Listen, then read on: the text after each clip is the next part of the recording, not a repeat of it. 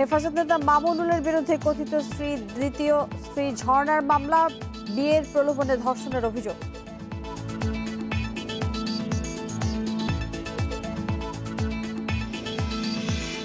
ছুটির দিনে সড়কে গাড়ির চাপ কম, গণপরিবহন চালু সহ 3 দাবিতে রোববার বিক্ষোভের ডাক পরিবহন শ্রমিক ফেডারেশনের।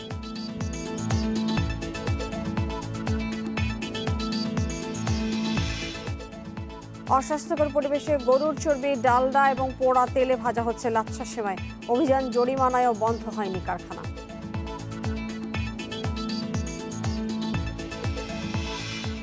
ভারতে একদিনে রেকর্ড 3,86,000-এর বেশি করোনা রোগী শনাক্ত, মৃত 3,500। মহারাষ্ট্রের তৃতীয় ঢেউয়ের শঙ্কা।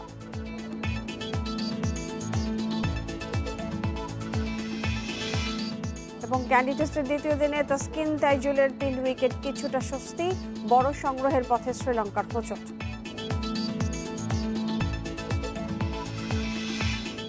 স্বাগত জানাচ্ছি বিরোধীহীন সংবাদ দুপুরে, আপনাদের সাথে আছে আমি মাহমুদা মৌমিতা। শিরোনামের পর চলে যাচ্ছে পুরো খবরে। হেফাজতে ইসলামের নেতা মামুনুল হকের বিরুদ্ধে মামলা করেছেন তার কথিত স্ত্রী জান্নাত আরা ঝর্ণা। সকালে নারায়ণগঞ্জের সোনারগাঁ থানায় মামলাটি করেন তিনি। বিয়ের প্রলোভন দেখিয়ে 2 বছর ধরে আটকে রেখে ধর্ষণের অভিযোগ আনা হয়েছে মামলায়। 3 এপ্রিল নারায়ণগঞ্জের সোনারগাঁওয়ের রয়্যাল রিসোর্টে হেফাজত নেতা মামুনুল হককে নারীসহ আটক করেন স্থানীয়রা। সে সময় ওই নারীকে নিজের স্ত্রী দাবি করেছিলেন মামুনুল। আটকের পর স্থানীয়দের কাছে দ্বিতীয় স্ত্রীকে নিয়ে সেখানে বেড়াতে যাওয়ার দাবি করেন তিনি। এরপর 26 এপ্রিল ঝর্ণা নিখোঁজ জানিয়ে মেয়েকে উদ্ধারে কলাবাগান থানায় একটি জিডি করেন তার বাবা। 27 এপ্রিল দুপুরে রাজধানীর বসিলার একটি বাসা থেকে ঝর্ণাকে উদ্ধার করে বাবার জিম্মায় দেয় পুলিশ। বিয়ের আশ্বাস দিয়ে ধর্ষণের অভিযোগে শুক্রবার নারায়ণগঞ্জের সোনারগাঁ থানায় নারী ও শিশু নির্যাতন দমন আইনে মামলা করেন ঝর্ণা। ঝর্ণা তিনি সোনারগাঁ থানায় এসে মামুনুল হকের বিরুদ্ধে একটি অভিযোগ দায়ের করেন যে তাকে বিয়ের প্রলোভন দেখিয়ে বিগত 2 বছর যাবৎ তাকে ধর্ষণ করেন। মামলা দায়ের পরে মামলা তদন্তকারী কর্মকর্তা মামলার যে প্রসিডিউর আছে সেগুলি প্রতিপালন করছেন। ইতিমধ্যেই ভিকটিম জান্নাত আরা ঝর্ণার ডাক্তারি পরীক্ষা সম্পন্ন হয়েছে।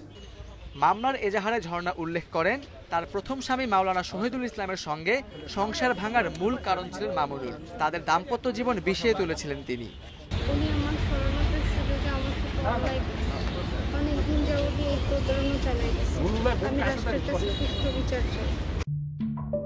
ঝর্ণা জানান 2005 সালে মামুনুলের সঙ্গে তার পরিচয়। স্বামীর বন্ধু হওয়ায় তাদের বাড়িতে মামুনুলের ছিল অবাধ যাতায়াত। মামুনুল তাদের স্বামী স্ত্রীর মধ্যে দূরত্ব তৈরি করেন। এই হেফাজত নেতার পরামর্শে তাদের বিচ্ছেদ হয় বলে অভিযোগ করেন ঝর্ণা। নাশকতার মামলায় 18 এপ্রিল গ্রেপ্তার মামুনুল বর্তমানে রয়েছেন পুলিশি রিমান্ডে। Khaled Raihan, independent news, Dhaka. আরো জানাতে নারায়ণগঞ্জ থেকে যোগ দিচ্ছেন আরাফাতুর রহমান। আরাফাত, এই যে আজকে মামলাটি হলো, এই মামলাটি সম্পর্কে বিস্তারিত জানতে চাই।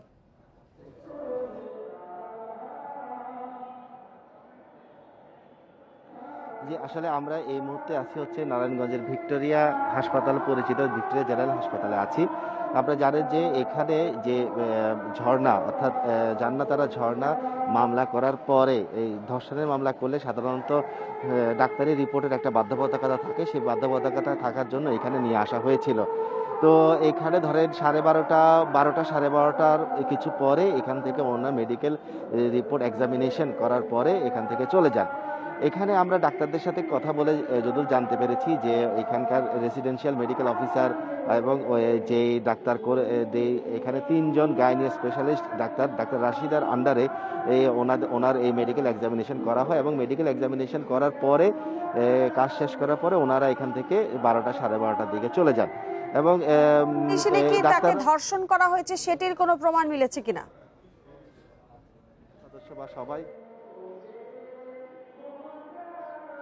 এই বিষয়ে এখনো স্পষ্ট করে ডাক্তাররা কিছু বলেন নাই, কারণ ওনারা এখন এই মুহূর্তে যেহেতু শুক্রবার নামাজের সময় আছেন, ওনারা বলেছেন যে নামাজের বিরতির পরে অর্থাৎ নামাজের পরে হয়তো ওনারা কথা বলতে পারবেন।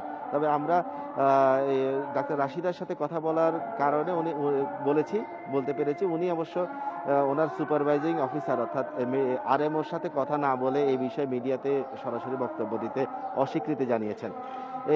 তবে এটাও ঠিক যে মেডিকেল টার্মসে 3 তারিখের ঘটনা আজকে যদি পরের মাসের 4 তারিখ ধরি, তাহলে আজকে এখানে এসে কতটুকু প্রমাণ পাওয়া যাবে এই বিষয়ে একটা সন্দেহের কথা এখানকার যে ডাক্তাররা আছেন তারা একটু বলছিলেন যে কতটুকু প্রমাণ পাওয়া যাবে, এটা একটু সন্দেহ থেকে যায়। তারপরেও সেটি আমরা পরিষ্কার করতে পারবো যখন আরএমও অর্থাৎ আসাদুজ্জামান সাহেব এখানে ভিক্টোরিয়া মেডিকেলের উনি যখন কনফার্ম করতে পারবেন, ওটা আমরা দিতে পারবো। আর এছাড়া ঝর্ণার সাথে আমরা মোবাইলে কথা বলার চেষ্টা করেছিলাম, যে ওনার যে বক্তব্যটি সেই বক্তব্যটি আমরা মিডিয়াতে আনার চেষ্টা করেছিলাম। উনি আমাদেরকেও আসলে কথা বলতে অস্বীকৃতি জানিয়েছেন এবং এরপর থেকে ওনার মোবাইল ফোনটিও বন্ধ পাওয়া যাচ্ছে। আরেকটি বিষয় আমরা দেখেছি যে ঝর্ণা যেটি আসলে ক্লেম করেছেন মামলায় যে বিয়ের আশ্বাসে তাকে ধর্ষণ করা হয়েছে। তাকে যদি বিয়ের আশ্বাস দেওয়া হয়ে থাকে এবং ধর্ষণের বিষয়টি, এটি আসলে কন্ট্রাডিক্টরি কিনা, এই বক্তব্যটা আপনি কতটুকু কি জানতে পেরেছেন?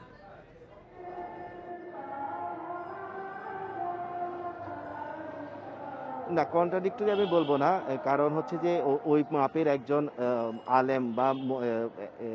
আলেম বা ইসলামী চিন্তাবিদ যদি কাউকে আশ্বাস দিয়ে কোথাও নিয়ে আসে বা কেউ বলে, ওই কথা অবশ্যই বিশ্বাস করার কথা। এবং আমরা যতটুকু জেনেছি এবং পুলিশের মাধ্যমে আমরা যতটুকু জানতে পেরেছি, প্রায় 2018 সালের পর থেকে বিভিন্ন সময় ওনার সাথে মামুনুল সাহেবের দেখা হয়েছে বা বিভিন্ন সময় কথাবার্তা হয়েছে। এবং কি ওনারা যেই ধানমন্ডিতে একটি বাসাতে যেখানে সাবলেট হিসেবে রাখছিলেন এতদিন, সেই বাসাটিতেও ওর ভাড়াটা মামুনুল হক সাহেব দিয়েছেন। এবং ঝর্ণা বারবারই বলেছেন যে ওনাকে বিয়ে করবেন, বিয়ে করছেন, এইসব বিষয়ে আশ্বাস দেওয়া হয়েছিল। এবং সর্বশেষ ওই যে রিসোর্টে, যেটা সোনারগাঁ রিসোর্টের কাণ্ডটি হয়। এবং আরেকটা বিষয় হচ্ছে যে এর পরবর্তীতে আপনারা দেখছেন যখন সোনারগাঁতে ধরা পড়ে যাওয়ার পরে যখন ওনার কাবিন চাওয়া হয়, তখন কিন্তু মামুনুল সাহেব বিভিন্ন সময় ফেসবুক লাইভে বা ফেসবুকে এসে মানবিক বিয়ে সহ বিভিন্ন রকমের ভুল ব্যাখ্যা দেওয়ার চেষ্টা করেছেন। তো আজকে এই যে মামলা হলো, ঝর্ণা যে মামলাটি করেছে, সেই মামলাটি করার পরে একটা জিনিস পরিষ্কার হয়ে যায় যে আগে মামুনুল সাহেব যেটা বলেছেন যে মানবিক বিয়ে বা বিয়ে করেছেন, এইসব সবই আসলে কোনো ভিত্তি ছিল না। উনি একাই নিজের মতো করে এই ব্যাখ্যা দিয়েছেন এবং ঝর্ণার মামলার পরে এটা পরিষ্কার হয়ে যায়। এবং আপনারা এটাও জানেন যে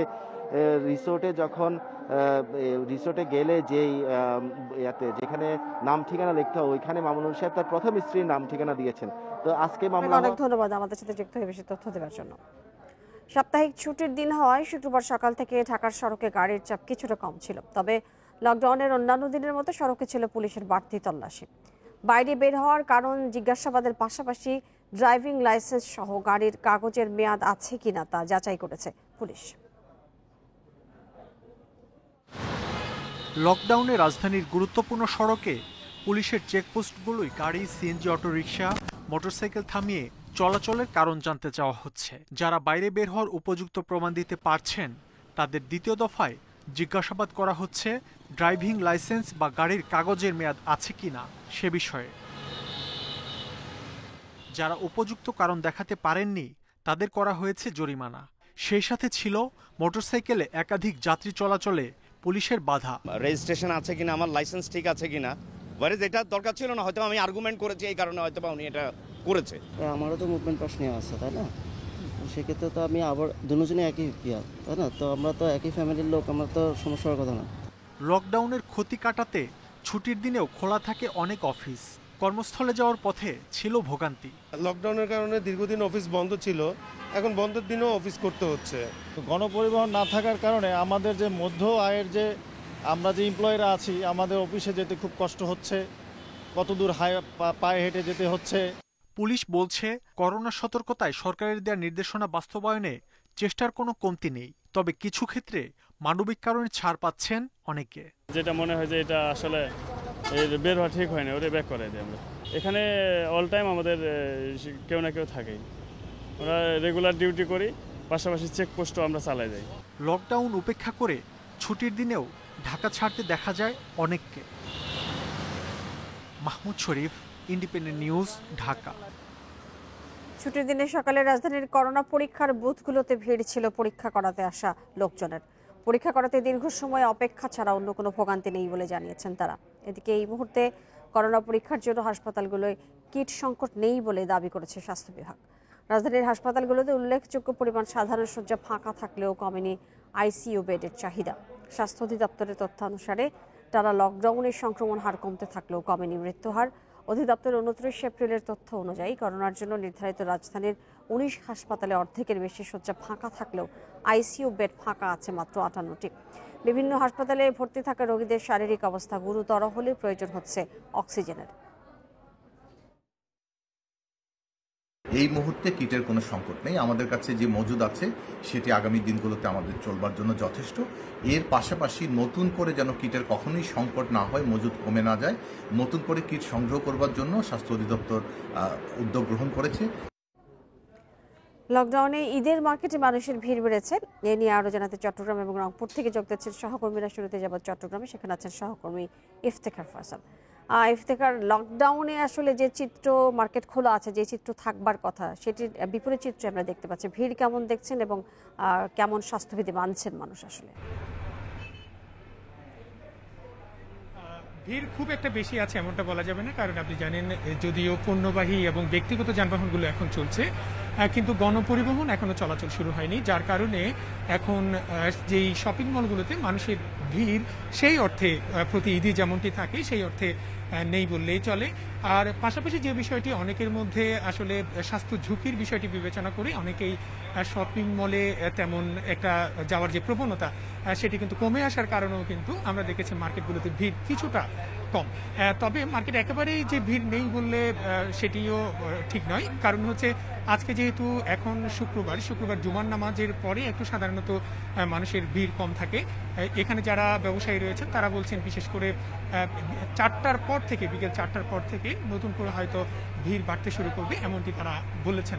আর এখানে স্বাস্থ্যবিধি মানার যে প্রবণতা সেটি আমরা দেখেছি আসলে মার্কেট এবং যেই দোকান বেঁধে আমরা বিভিন্ন ধরনের চিত্র দেখেছি। কোথাও আমরা কোনো দোকানে দেখেছি তারা খুবই একেবারে স্বাস্থ্যবিধিগুলো মানার ব্যাপারে অনেকটাই তৎপর, কিন্তু বেশিরভাগ দোকানেই কিন্তু নামমাত্র স্বাস্থ্যবিধি মানা হচ্ছে। বিশেষ করে চট্টগ্রামের অনেকগুলো মার্কেট আছে যেখানে একেবারে যে সেখানে প্রবেশ পথ কিংবা বের হওয়ার পথগুলো নিয়ন্ত্রণ করার মতো সুযোগ নেই এবং অনেকটা ঘিঞ্জি পরিবেশে সেই মার্কেটগুলো গড়ে উঠেছে। চট্টগ্রাম নগরীর বিশেষ করে রিয়াজউদ্দিন বাজার, টেরি বাজার এলাকার কথা যদি আমরা বলি, সেই মার্কেটগুলোতে আমরা গিয়ে দেখেছি যে অনেক ক্ষেত্রে যেই যারা ক্রেতা আসছেন তাদের মুখে যেমন মাস্ক সহ যেই স্বাস্থ্য সচেতনতা কম, মাস্ক নেই, এবং একই সঙ্গে বিক্রেতাদের মধ্যেও কিন্তু মাস্ক না থাকার প্রবণতা আমরা দেখেছি। তবে যেই অভিজাত যে শপিং মলগুলো সেখানে আমরা দেখেছি বিশেষ করে প্রতিটি ফটকেই কিন্তু যারা মার্কেটে প্রবেশ করছেন তাদের কিন্তু শরীরের তাপমাত্রা পরীক্ষা করা হচ্ছে, পাশাপাশি তাদেরকে হাত স্যানিটাইজ করেই কিন্তু মার্কেটে ঢুকতে দেওয়া হচ্ছে।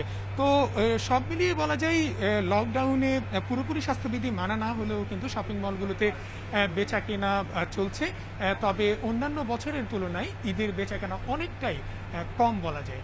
তো এই ছিল মোটামুটি। আমাদের সাথেই থাকুন, আমরা এবারে চলে যাচ্ছি রংপুরের সহকর্মী নজরুল ইসলাম, সেখানে আছেন। নজরুল, মার্কেটগুলোতে প্রশাসনের তৎপরতা কেমন দেখছেন?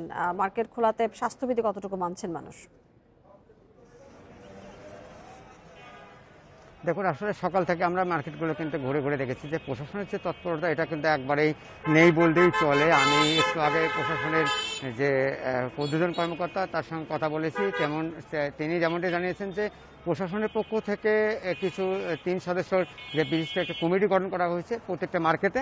এই মার্কেটগুলোতে কিন্তু তারা দেখভাল করছেন। তবে রংপুরে আপনি নিশ্চয়ই জানেন যে রংপুরে বেশিরভাগ জায়গাতেই যে মার্কেট রয়েছে এই মার্কেটে আমরা দেখেছি স্বাস্থ্যবিধি মানার যে প্রবণতা এটা কিন্তু নাই, যে অর্থাৎ শরীরের যে জ্বর তাপমাত্রা যে মান অর্থাৎ পরীক্ষা নিরীক্ষা করবে এই ধরনের কোনো আমরা কিন্তু যন্ত্র বা মেশিন দেখিনি কোথাও। তবে শুক্রবার হিসেবে কিন্তু আমরা মার্কেটে একবারে যেই বড় ভিড় দেখা যায় এটি কিন্তু আসলে ভিড় নেই বলতে চলে। তারপরেও যেটুকু আছে তারা কিন্তু স্বাস্থ্যবিধি না মেনেই মার্কেট করার চেষ্টা করছে। আমরা একটু আগে কথা বলেছি মার্কেট কর্তৃপক্ষের সঙ্গে, তারা যেমনটি বলেছেন যে 4টার পরে হয়তো মার্কেটে লোকজন আসা শুরু করবে। এখন আপনি নিচে দেখতে পেয়েছেন যে অনেক সব থেকে বেশি কিন্তু আমরা দেখেছি নারীরা কিন্তু মার্কেটে বেশি আসা শুরু করেছে। আর রংপুর বিভাগে আমি যদি বলি যে এই করোনার সময় যে অর্থাৎ 346 জনের রোগী মারা গেছেন এবং আক্রান্ত হয়েছে প্রায় 18,000, আর রংপুরে কিন্তু 80 জন মারা গেছেন।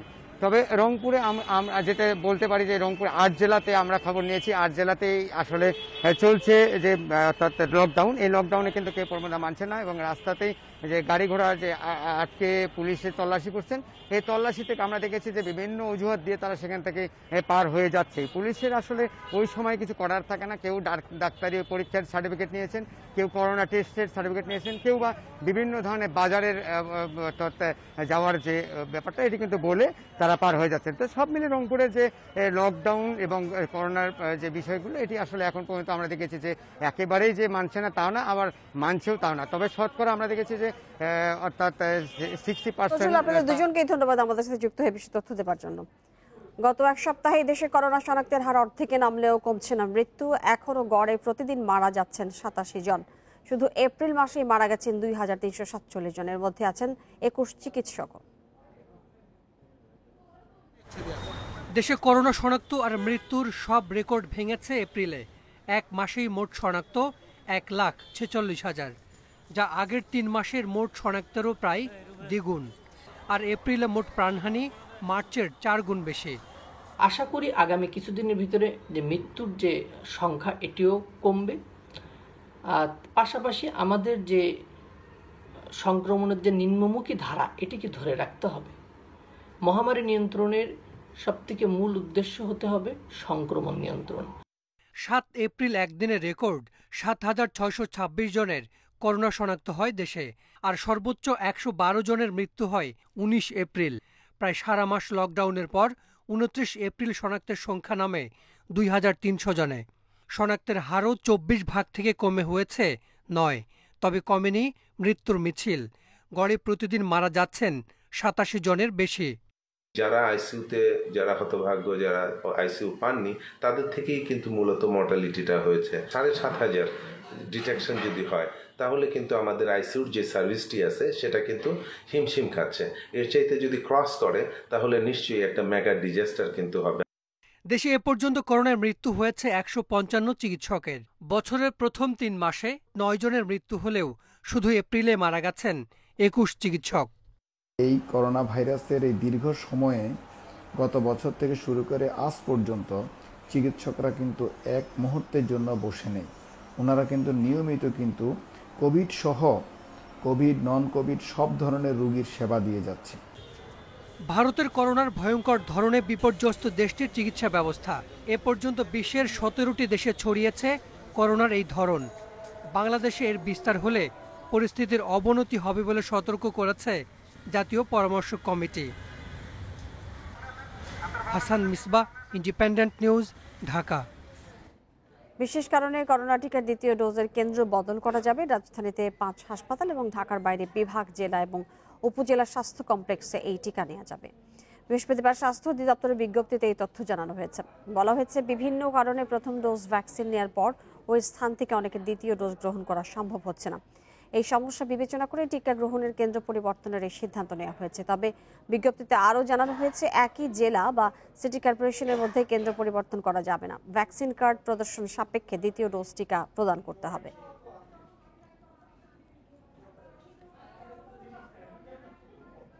আপনারা আছেন বিরতিহীন সংবাদ দুপুরের পর আরো যা থাকছে।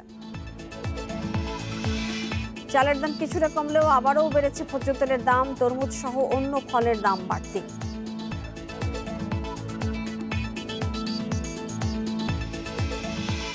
ইসরায়েলে ধর্মীয় উৎসব পায়ের চাপায় প্রাণ গেল 44 জনের, আহত অর্ধশত। প্রধানমন্ত্রী নেতানিয়াহুর শোক।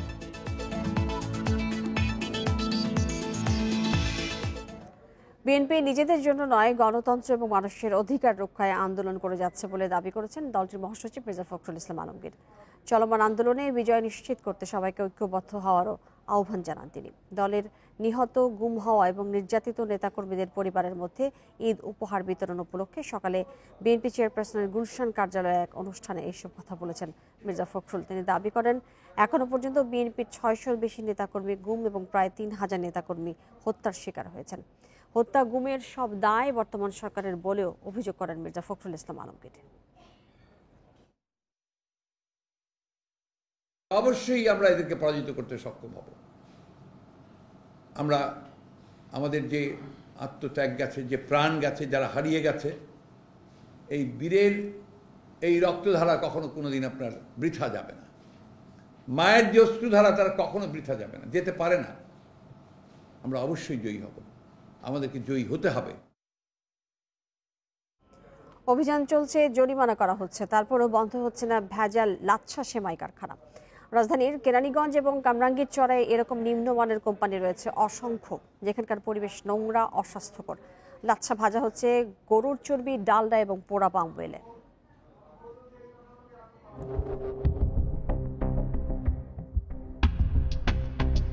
কেরানীগঞ্জের রহমতুল্লাহর কারখানার শ্রমিকরা এখন ভীষণ ব্যস্ত। ঈদে সবচেয়ে বেশি কদর বাড়ে সেমাইয়ের, তার মধ্যে পছন্দের তালিকায় থাকে লাচ্ছা সেমাই। আমরা এসেছি কেরানীগঞ্জের একটি কারখানায়, যেখানে শ্রমিকরা খোলা হাত এবং খোলা পায়ে তৈরি করছে এসব সেমাই, যা অনেকটা অস্বাস্থ্যকর পরিবেশে তৈরি হচ্ছে। লাচ্ছা সেমাই খেতে মুখরোচক, কিন্তু যেভাবে বানানো হচ্ছে তা খুবই অস্বাস্থ্যকর। তেলাপোকা মরে থাকা ট্রেতে রাখা হয়েছে ময়দার খামি, শ্রমিকের ঘামও মিশছে এর ভেতর।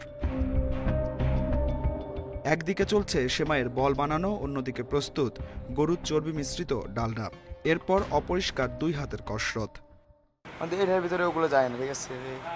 গাম প্যান লাগানো, গাম ওইরকম হয় না, গ্লোভস আছে, মানে পয়সা মুসা রাখে ভালোই, মানে ময়লা হইতে দেয় না আর কি। এসব সেমাই ভাজা হয় পোড়া পাম অয়েলে, এটি পরে হয়ে যাচ্ছে ঘিয়ে ভাজা সেমাই। ভাজার পর না ঢেকেই ফেলে রাখা হচ্ছে দীর্ঘক্ষণ। এই লাচ্ছা সেমাই বিক্রি হচ্ছে ঢাকার চকবাজার, মৌলভীবাজার সহ দেশের বিভিন্ন এলাকায়। হয়তো বা একটু পড়তে মনে করেন, তো বলা যায় না, প্রাকৃতিক ব্যাপার। মোটামুটি আমরা পরিষ্কার পরিচ্ছন্নতে কাজ করি। এই কারখানাটিকে 2 দিন আগে 2 লাখ টাকা জরিমানা করেছে ভ্রাম্যমাণ আদালত। তারপরও সেমাই তৈরি হচ্ছে একই পরিবেশে। আপনার পাকঘরে যদি আমি মাছি বাই করে না দিতে পারি, যদি তেলাপোকা বাই করে না দিতে পারি, তখন আপনি দেখবেন আপনি যে অবস্থাটা কি। আর আমার পাকঘরে চলেন, আমার পাকঘরেও ময়লা আছে, তা আপনি এই ময়লাটারে দেখাই দিবেন, আর এই লোকটার ক্ষতি হবে, এই লোকটার সংসার চলবে কিভাবে। কেরানীগঞ্জের আরও একটি কারখানায় বাথরুম আর সেমাইয়ের গোডাউন মিলেমিশে একাকার। এখানেও গরুর চর্বি আর পোড়া পাম অয়েলে তৈরি হচ্ছে সেমাই।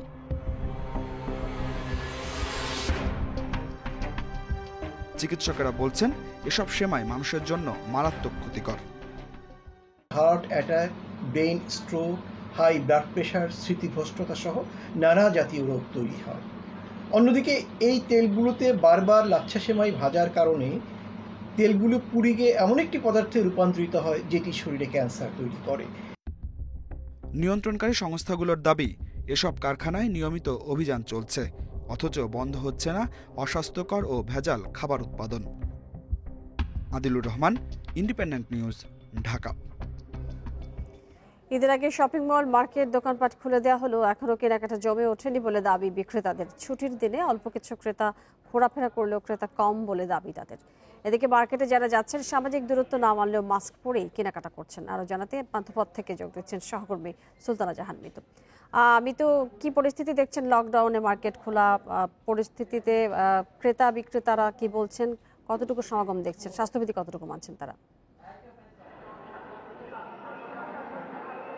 আজকের ছুটির দিন, স্বভাবতই এখন দুপুর 2টা হলেও কিন্তু আমি বেশ ক্রেতা সমাগমই দেখতে পাচ্ছি এই শপিং মলে।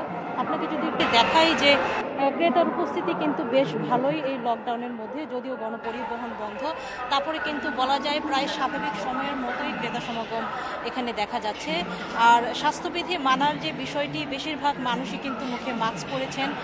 ঢোকার সময় শপিং মলের যে স্বাস্থ্যবিধি মানার যে ব্যবস্থাপনা, সেই মতেই তারা ঢুকেছেন, তারা হাত স্যানিটাইজ করে ঢুকেছেন। তবে সামাজিক দূরত্ব মানার যে বিষয়টি, সেটি কিন্তু চোখে পড়ছে না। যেটি আপনি দেখতে পাচ্ছেন যে মানুষজন বেশিরভাগই কিন্তু জায়গায় জায়গায় জটলা হয়ে যাচ্ছে কিছু একটা কিনতে যেয়ে বা চলাচল করতে যেয়ে। প্রশস্ত শপিং মল হওয়া সত্ত্বেও কিন্তু আসলে সামাজিক দূরত্ব মানার বিষয়টি মানুষও মানছেন না, বা কর্তৃপক্ষের পক্ষ থেকেও হয়তো সেভাবে কঠোর নজরদারি করা হচ্ছে না। যদিও এখানে বারবার ঘোষণা দেওয়া হচ্ছে সামাজিক দূরত্ব মানার বিষয়টি এবং সবাইকে সতর্ক করা হচ্ছে।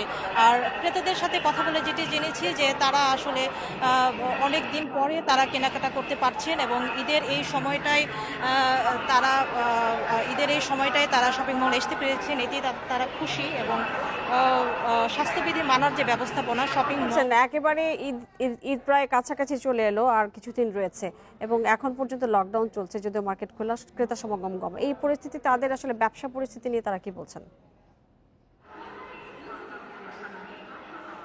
না, ব্যবসা পরিস্থিতি নিয়ে শুরু থেকেই যারা যেটা বলছিলেন যে যেহেতু তারা পুরো রমজান মাসের শুরু থেকে বেচাকেনা করতে পারেনি, আর যেহেতু গণপরিবহন বন্ধ, আশানুরূপ ক্রেতা সমাগম তারা পাননি। তারপরেও তারা যতটুকু পেয়েছেন সেটুকু নিয়েও কিন্তু তারা কিছুটা সন্তুষ্টি জানিয়েছেন। আর আজ যেহেতু ছুটির দিন, তারা আশা করছেন যে সময় বাড়ার সাথে সাথে আরও ক্রেতা সমাগম হবে।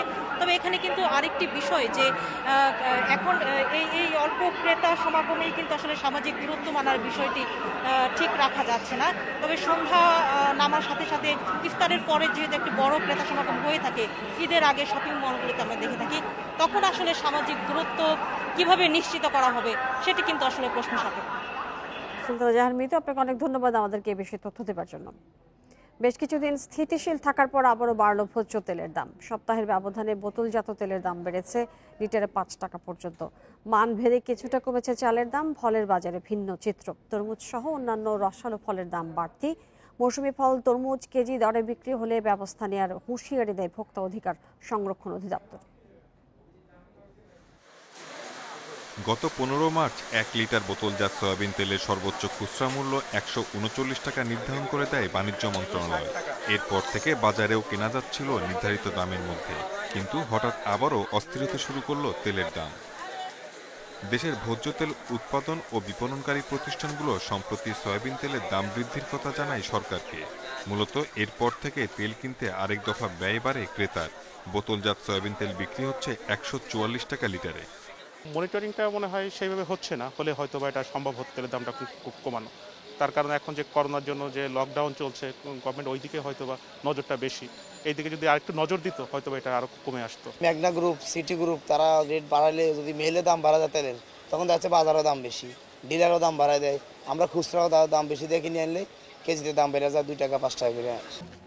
এদিকে সেবা সপ্তাহ উপলক্ষে বাজার তদারকি বাড়িয়েছে বাণিজ্য মন্ত্রণালয়ের আওতাধীন জাতীয় ভোক্তা অধিকার সংরক্ষণ অধিদপ্তর। কোথাও তরমুজ কেজি দরে বিক্রি হলে ব্যবস্থা নেওয়ার কথাও জানান সংস্থাটির মহাপরিচালক। পিস কিনলে পিস বিক্রি করবে, সে যদি কেজিতেও বিক্রি। আমার প্রশ্ন হলো তার কাছে যদি প্রয়োজনীয় ডকুমেন্টস থাকে, কাগজ থাকে, আমরা কাগজ দেখব। তরমুজ আর কেজি নাই, তরমুজ সব পিস হিসাবে, ঠিক আছে, আমরা চেষ্টা করছি। তারপরে নিত্য প্রয়োজনীয় যে পণ্য সামগ্রী আছে সেটি যাতে ভোক্তারা সুলভ মূল্যে অর্থাৎ নির্ধারিত মূল্যে কিনতে পারে, এজন্য ভোক্তাদেরকে যেমন অনুরোধ জানাচ্ছি, ব্যবসায়ীদেরকেও আমরা সচেতন করার চেষ্টা করছি। এদিকে বড় মৌসুম উপলক্ষে বাজারে মানভেদে কিছুটা কমেছে চালের দাম। Shahid Ahmed, independent news, Dhaka. ইলিশের অভয়াশ্রমে সব ধরনের মাছ ধরা নিষেধাজ্ঞা শেষ হচ্ছে আজ মধ্যরাতে। নতুন উদ্যমে নদীতে নামার প্রস্তুতি নিচ্ছেন জেলেরা। 2 মাস অলস সময় কাটানোর পর আর্থিক ক্ষতি পুষিয়ে নেওয়ার আশা করছেন জেলে এবং মৎস্য ব্যবসায়ীরা। 2 মাসের নিষেধাজ্ঞা শেষে আজ মধ্যরাতে জাল আর নৌকা নিয়ে নদীতে নামছেন জেলেরা। কর্মচাঞ্চল্য ফিরেছে, করোনা ভাইরাসের প্রকোপ চিন্তা বাড়িয়েছে আরো। অভিযানের কারণে নদীতে যাই না, আমরা নৌকা তো আমরা সাজায় এখন বর্তমান আনছি যে নদীতে যাবো আশা করছি। ঘরে চাল নাই, ভাত নাই, টাকা পয়সা নাই, সমুদ্রিলা খুব ব্যস্ত, সমুদ্রের টাকা দিতে পারি না, খুবই কষ্টে ছিলাম। প্রণোদনার চাল বিতরণ নিয়ে অভিযোগ করেছেন চাঁদপুর ও ভোলার জেলেরা। এমনকি নিষেধাজ্ঞা অমান্য করে নদীতে জাটকা শিকার হয় বলেও অভিযোগ তাদের। যত জেলেরা আছি সবই অভিযান মানছি। বড় বড় নেতারা বিন্দি জাল, বাঁধা জাল, মশির জাল দিয়া সম্পূর্ণ সাপলি মাছগুলা মাইরা লাইছি, ইলিশের বাচ্চাগুলা নষ্ট করে ফেলাইছি। 2 মাসকার অভিযানের ভিতরে জাটকা মাছ ধইরা গাঙ্গা খালি করে লাইছে।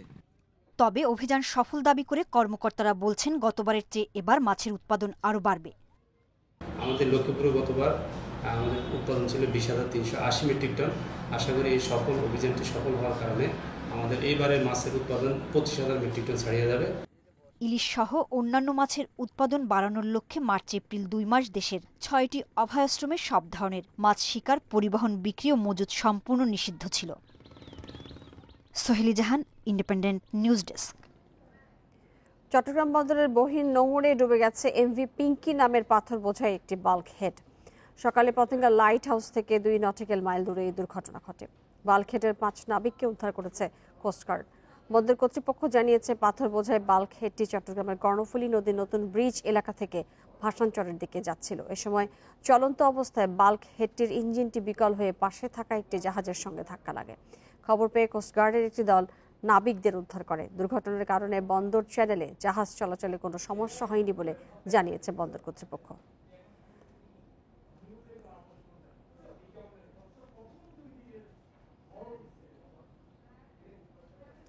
মুন্সিগঞ্জের সিরাজদি খানে প্রধানমন্ত্রীর উপহার দেয়া ঘরসহ 4টি বসতবাড়ি ভাঙচুরের অভিযোগ উঠেছে ইউনিয়ন যুবলীগ সাধারণ সম্পাদক আহসানুল ইসলাম আমিনের বিরুদ্ধে। এই ঘটনায় আহত হয়েছে কমপক্ষে 8 জন। বৃহস্পতিবার বিকেলে জেলার সিরাজদি খান উপজেলার মালখানগর ইউনিয়নের কাজিরভাগ গ্রামে এই ঘটনা ঘটে।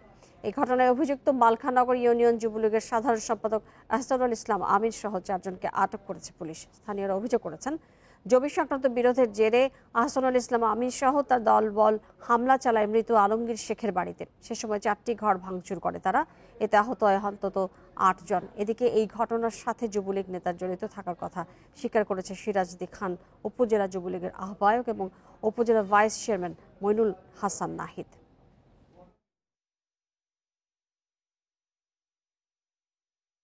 আমার ঘর দুয়ার শেষ করছে, এসে আমি সামলাইতে যাই, এই যে আমার হাতে স্যার আমার চাপাটি খুব লাগছে স্যার। আমি সরকারের কাছে ন্যায্য বিচার চাই। সরকারের জায়গার মধ্যে আমগো ভাঙচুর করে গেছে, আমরা দড়ি দেখে আমগো মারধর করে হেনায় আমি লোড পেয়ে গেছি গা। সরকারি জায়গায় সরকারি নেতারা যদি ঘর ভাঙচুর করে তো আমরা থাকুন কই? যার নেতৃত্বে হয়েছে সে গতকালকে অ্যারেস্ট হয়েছে এবং সে আইনগতভাবে তার বিরুদ্ধে ব্যবস্থা নেওয়া হচ্ছে। জেলা এবং সেন্টারের সাথে আমাদের কথা হয়েছে, ওনারা এটা দলীয় ব্যবস্থা নেবে বলবেন। 2-1 দিনের মধ্যে তাপপ্রবাহ কিছুটা কমবে আর ঢাকা সহ কিছু জায়গায় অস্থায়ী দমকা বা ঝোড়ো হাওয়া সহ বৃষ্টি হতে পারে বলে জানিয়েছে আবহাওয়া অফিস। আর রোববারের পর রাজধানী সহ সারা দেশে কালবৈশাখী ঝড়ের আশঙ্কার কথা জানিয়েছে তারা। আবহাওয়াবিদরা বলছেন, গ্রীষ্মকালে সারা দেশের তাপমাত্রা বৃদ্ধি পায়।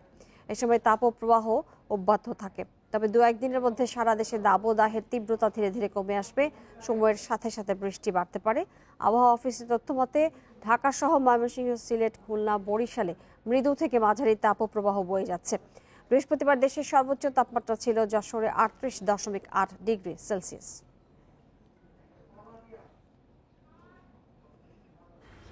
রংপুর, রাজশাহী, ঢাকা, ময়মনসিংহ, সিলেট, চট্টগ্রাম, বরিশাল ও খুলনা বিভাগের 2-1 জায়গায় অস্থায়ীভাবে দমকা অথবা ঝড়ো হাওয়া সহ বৃষ্টি অথবা বজ্রসহ বৃষ্টিপাতের সম্ভাবনা রয়েছে।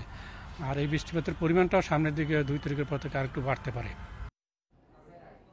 মৌলভীবাজার শ্রীহট্ট অর্থনৈতিক অঞ্চল হবে পরিবেশ বান্ধব। বৃহস্পতিবার 4টি শিল্প প্রতিষ্ঠানের ভিত্তিপ্রস্তর স্থাপন শেষে এই কথা বলেন বেজার নির্বাহী চেয়ারম্যান পবন চৌধুরী। অর্থনৈতিক অঞ্চলটিতে এরই মধ্যে গ্যাস, বিদ্যুৎ এবং পানির সংযোগ নিশ্চিত করা হয়েছে। সংশ্লিষ্টরা বলছেন, এই শিল্পাঞ্চলে আগামী বছর থেকে উৎপাদন শুরু হবে। ঢাকা সিলেট মহাসড়কের পাশে শেরপুর নামক স্থানে 352 একর জায়গা নিয়ে নির্মাণ হচ্ছে শ্রীহট্ট অর্থনৈতিক অঞ্চল। এতে কর্মসংস্থান সৃষ্টি হবে প্রায় 44,000 লোকের। এরই মধ্যে 3টি প্রতিষ্ঠান 42 একর জমিতে নির্মাণ কাজ শুরু করেছে। বৃহস্পতিবার দুপুরে নির্মাণ কাজের উদ্বোধন করেন বাংলাদেশ অর্থনৈতিক অঞ্চল কর্তৃপক্ষের নির্বাহী চেয়ারম্যান। সিলেটে তো অন্য কোনো অর্থনৈতিক অঞ্চল নাই, আর আমাদের জন্য এটা ভায়াবল হলো কি আমরা আমাদের অন্যান্য কাজও করি আমরা সিলেটে, তো আমাদের জন্য এটা বেস্ট লোকেটেড একটা ইকোনমিক জোন, যেটা আমরা সুযোগ নিলাম। শিল্প উদ্যোক্তারা বলেন, গ্যাস, পানি ও যাতায়াতের সুবিধা থাকায় অঞ্চলটি অত্যন্ত সম্ভাবনাময়।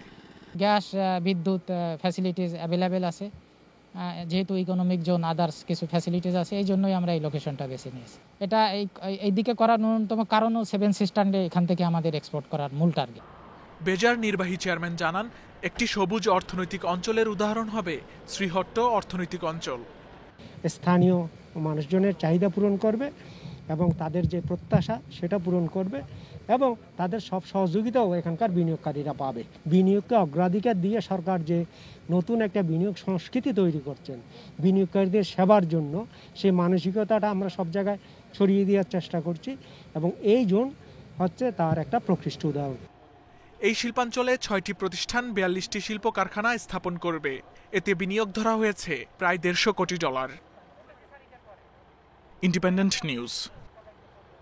ভারতে 24 ঘন্টায় 3,86,888 জন নতুন করে করোনা শনাক্ত হয়েছে, যা বিশ্বের যে কোনো দেশে একদিনে শনাক্তের নতুন রেকর্ড। দেশটিতে নতুন করে প্রাণ গেছে 3,500 মানুষের। এদিকে জুলাই আগস্টে মহারাষ্ট্রের তৃতীয় ধাপের সংক্রমণের সতর্কতা জারি করেছে রাজ্য সরকার। করোনার প্রকোপ পাল্টে দিয়েছে ভারতের স্বাভাবিক চিত্র। হাসপাতালগুলোর বাইরে রোগীর ভিড়, ওষুধ অক্সিজেনের দোকানের সামনে দিন দিন বাড়ছে মানুষের হাহাকার। শ্মশানে স্থান সংকুলান হচ্ছে না, শেষকৃত্যের আয়োজন চলছে অস্থায়ীভাবে। দেশটিতে চলমান পরিস্থিতির জন্য করোনার নতুন ধরনকে দায়ী করছেন চিকিৎসকরা। তবে London school of hygiene and tropical মেডিসিনের ভাইরোলজির অধ্যাপকের দাবি, নতুন ধরন নয় বরং কড়াকড়ি শিথিল নির্বাচন করাসহ সরকারের অদূরদর্শী সিদ্ধান্তই এর মূল কারণ। 1 বছর ধরে মহারাষ্ট্রে করোনার প্রকোপ সবচেয়ে বেশি। সেখানে দৈনিক সংক্রমণ 65,000 ছাড়িয়ে গিয়েছে। হাজার ছাড়িয়েছে দৈনিক মৃত্যু। হাসপাতালে যেমন শয্যার অভাব, তেমনি অক্সিজেনের আকাল দেখা দিয়েছে।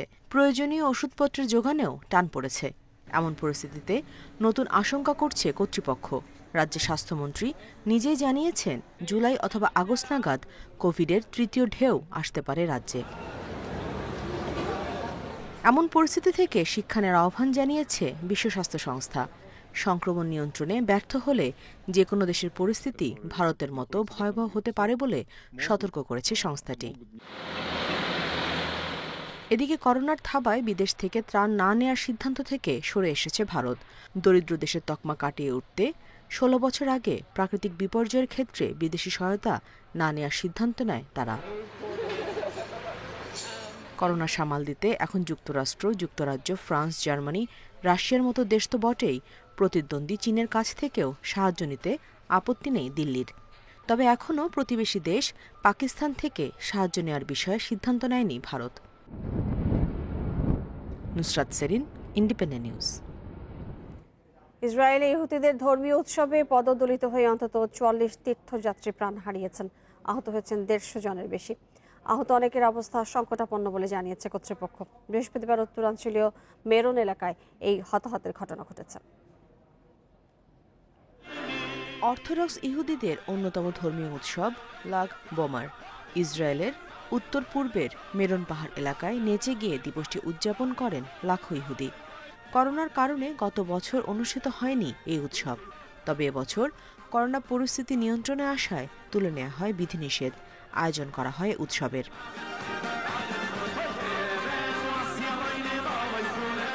বৃহস্পতিবার উৎসবে যোগ দিতে মেরন পাহাড়ের পাদদেশে জড়ো হন হাজার হাজার পুণ্যার্থী।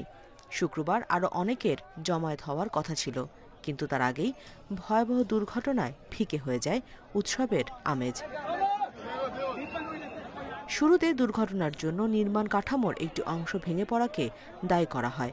পরে পুলিশ জানায়, সরু রাস্তা দিয়ে নামার সময় এক তীর্থযাত্রী হঠাৎ পড়ে গেলে দেখা দেয় বিশৃঙ্খলা।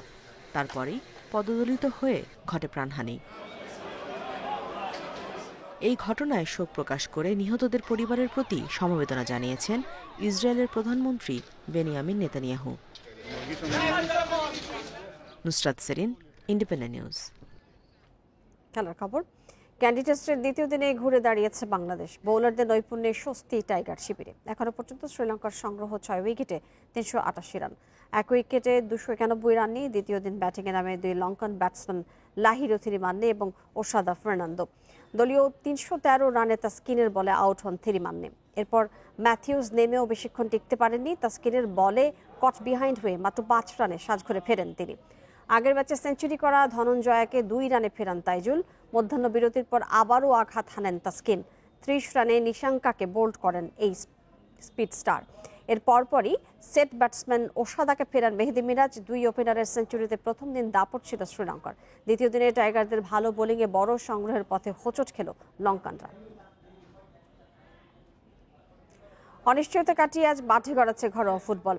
চ্যাম্পিয়ন বসুন্ধরা কিংস এবং উত্তর বারিধারার ম্যাচ দিয়ে শুরু প্রিমিয়ার লিগের দ্বিতীয় পর্ব। একই দিনে আবাহনী লড়বে পুলিশ এফসির বিপক্ষে। পর্যাপ্ত অনুশীলনের অভাবে প্রথম দিন খেলতে শুরুতে আপত্তি জানালেও মাঠে নামার সিদ্ধান্ত নিয়েছে ব্রাদার্স। রাত 9টায় তাদের প্রতিপক্ষ শেখ রাসেল। বাফুফে লকডাউনের মধ্যেই শুক্রবার মাঠে গড়াচ্ছে প্রিমিয়ার লিগের দ্বিতীয় পর্ব। তড়িঘড়ি করে মাঠ প্রস্তুতির কাজ চলছে বঙ্গবন্ধু স্টেডিয়ামে।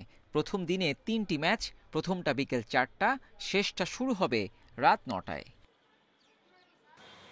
লিগ শুরুতে রাজি, তবে প্রথম দিনেই মাঠে নামতে আপত্তি ব্রাদার্সের। শেখ রাসেলের বিপক্ষে শুক্রবারের ম্যাচটি পেছাতে বাফুফেকে চিঠিও দিয়েছে তারা। পর্যাপ্ত অনুশীলনের অভাবকেই কারণ হিসেবে দেখানো হয়েছে। ম্যাচের আগের দিনও ক্লাবে ছিলেন মোটে 14 ফুটবলার। প্র্যাকটিস না করলে তো আর মাঠে সম্ভব না ওইভাবে। হ্যাঁ, তো এটা তো বাংলাদেশ প্রিমিয়ার লিগ, এটা তো আর খ্যাপ না যে গেলাম আর খেললাম, এরকম তা না। তো আমরা 3-4 জন যে ছিলাম, 2টা ফরেন ছিল, আমরা মোটামুটি যতটুকু পারছি ইন্ডিভিজুয়ালি যার যার প্র্যাকটিসটা করছি। আর যদি একটা সপ্তাহ পাইতাম তো হয়তো বা সবার জন্য ভালো হইতো। ক্লাব ক্যাম্পে এখনও প্লেয়াররা যোগদান করতে পারেনি, সেসব চিন্তা করেই আমরা কিন্তু বলেছি যে আমরা আমাদের এই শুক্রবারের যে ম্যাচটাকে রাখা হয়েছে সেই ম্যাচে আমাদের পক্ষে খেলা সম্ভব না। যেহেতু আমরা আয়োজন করব হোম ম্যাচের ব্যাপারটা, আমাদের আর শেখ রাসেলের ম্যাচটা শুক্রবারের পরিবর্তে আমরা যেন 6 তারিখে ম্যাচটা খেলতে পারি। শিরোপা লড়াই টিকে থাকতে দ্বিতীয় পর্বে ভুলের সুযোগ নেই আবাহনীর। প্রথম দিনে আকাশী নীলদের সামনে পুলিশ এফসি। লিগের পাশে লেমসকে ভাবতে হচ্ছে এফসি কাপের প্লে অফ নিয়ে, যেটার ভাগ্য এখনো ঝুলে আছে। আমরা বেশ কিছুদিন ধরে অনুশীলন করছি।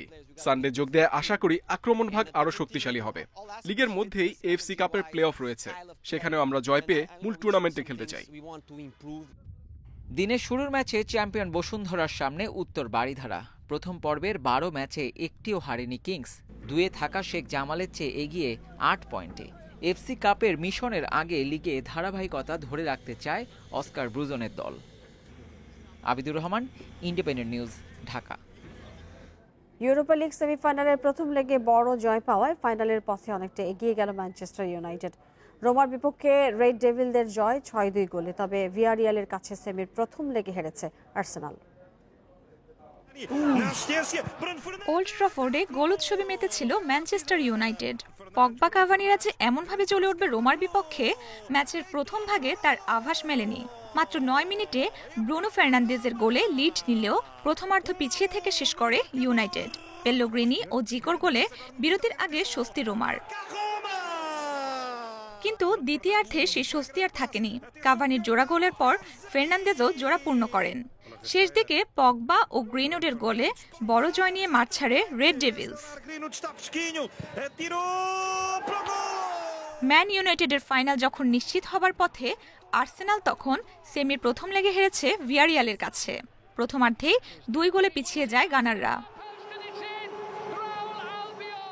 57 মিনিটে মিডফিল্ডার সেবায়োস দ্বিতীয় হলুদ কার্ড পেয়ে মাঠ ছাড়লে ম্যাচে ফেরা কঠিন হয় আর্সেনালের জন্য। তারপরও নিকোলাস পেপের গোল গানারদের আশা জাগায়। 80 মিনিটে এতিয়েন কেপো লাল কার্ড পেলে ভিয়ারিয়ালও 10 জনের দলে পরিণত হয়, কিন্তু বাকি সময়ে সমতাসূচক গোলের দেখা পায়নি Arsenal. Roksana Afroz, independent news. লা লিগার ইতিহাসে প্রথমবার নো ক্যাম্পে বার্সেলোনাকে হারালো গ্রানাদা। 2-1 গোলের হারে শিরোপা স্বপ্ন ফিকে হয়ে গেল বার্সার। জিতলেই শীর্ষে উঠে যেত মেসিরা। আতলেতিকো রিয়ালকে টপকে শিরোপা দৌড়ে এগিয়ে যাওয়ার সুযোগ নষ্ট করলো ব্লুগ্রানা। মেসির গোলে ঘরের মাঠে শুরুতে বার্সাই এগিয়ে যায়। পুরো ম্যাচে 80% বেশি সময় বল দখলে রাখে কাতালান জায়ান্টরা, কিন্তু আক্রমণে ধার ছিল না। গোলের উদ্দেশ্যে 16টি শট নিয়েও জয় পায়নি তারা। অন্যদিকে গ্রানাদার 6 শটের মাত্র 2টি লক্ষ্যে এবং 2টিই খুঁজে পায় ঠিকানা। গোল হজম করে ডাগআউটে মেজাজ হারান বার্সা কোচ রোনাল্ড কোমান, আর এতে লাল কার্ড দেখেন তিনি।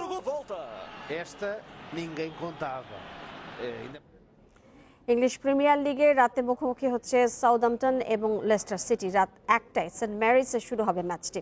লিগের শেষ 2 ম্যাচের জয়ে উজ্জীবিত টেবিলের 3-এ থাকা লেস্টার। নিচের সারির দল সাউদাম্পটনের বিপক্ষে জিততে আত্মবিশ্বাসী ফক্সরা। গেল মৌসুমে সাউদাম্পটনের মাঠে 9-0 গোলে জিতেছে তারা। বড় জয়ের স্মৃতি প্রেরণা যোগাচ্ছে ব্রেন্ডন রজার্সের দলকে। উইঙ্গার হার্ভি বার্নস এবং লেস্টার ক্যাপ্টেন ওয়েস মর্গান থাকছেন না চোটের কারণে। এদিকে শেষ 2 ম্যাচে হেরে দুর্বল অবস্থানে রয়েছে সেন্টরা। ইনজুরির কারণে চলতি মৌসুমে সাউদাম্পটনের সর্বোচ্চ গোলদাতা ড্যানি ইংস স্কোয়াডে নেই, তবে ফিরেছেন স্ট্রাইকার মাইকেল ওবাফেমি।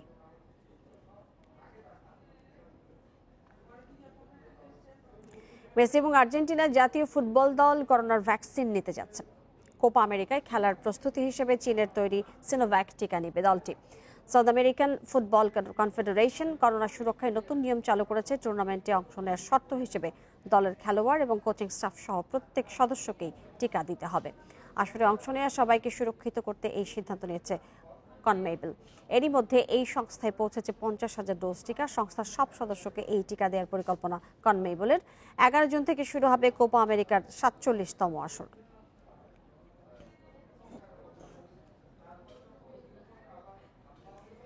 বৈশাখের খরতাপে পুড়ছে প্রকৃতি। এর মধ্যেই নগরে হলুদের পসরা সাজিয়ে বসেছে সোনালু। তাতে রঙের বৈচিত্র্য এনেছে জারুল, কুরচি সহ গ্রীষ্মের বাহারি ফুল। গবেষকরা বলছেন এ সময় বিদেশি ফুলের তেমন ফলন হয় না, মন্দা চলে ফুল ব্যবসায়। দেশি ফুলের ব্র্যান্ডিং করা গেলে ব্যবসায়িক সাফল্য পাওয়া সম্ভব।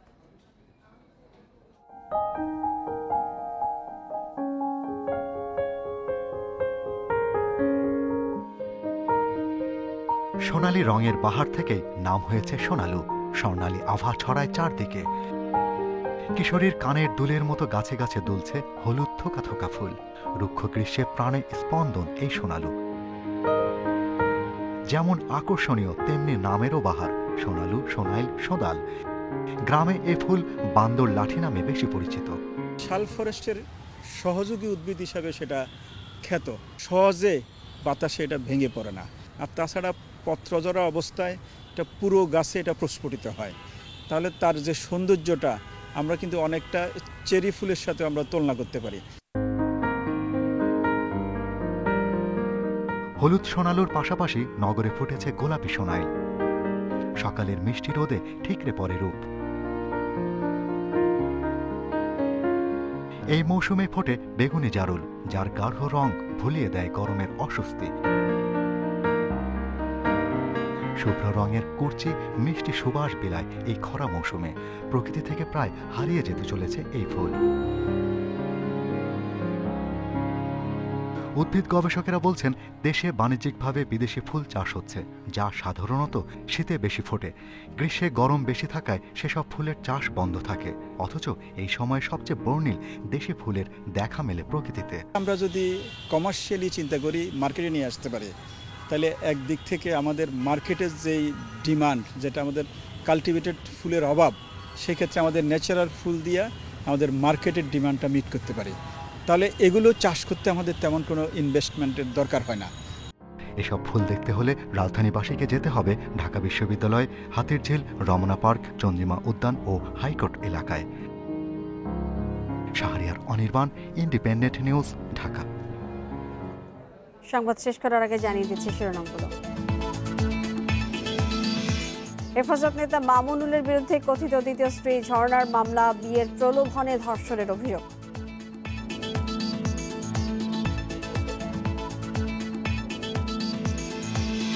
ছুটির দিনে সড়কে গাড়ির চাপ কম, গণপরিবহন চালু সহ 3 দাবিতে রোববার বিক্ষোভের ডাক পরিবহন শ্রমিক ফেডারেশনের।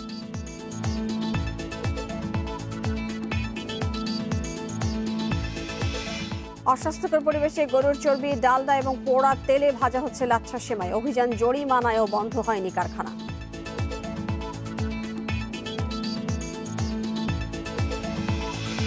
ভারতে একদিনের রেকর্ড 3,86,000-এর বেশি করোনা রোগী শনাক্ত, মৃত 3,500। মহারাষ্ট্রের তৃতীয় ঢেউয়ের সংখ্যা।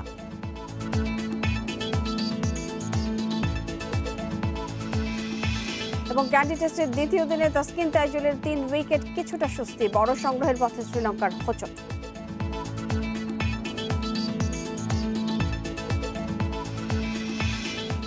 আর এই ছিল আজকের বিরোধী সংবাদ দুপুর। ইন্ডিপেন্ডেন্ট টেলিভিশনের সব খবরে যারা বিস্তারিত জানতে চোখ রাখুন ফেসবুক, ইউটিউব এবং টুইটারে। সাথে থাকার জন্য ধন্যবাদ জানাচ্ছি।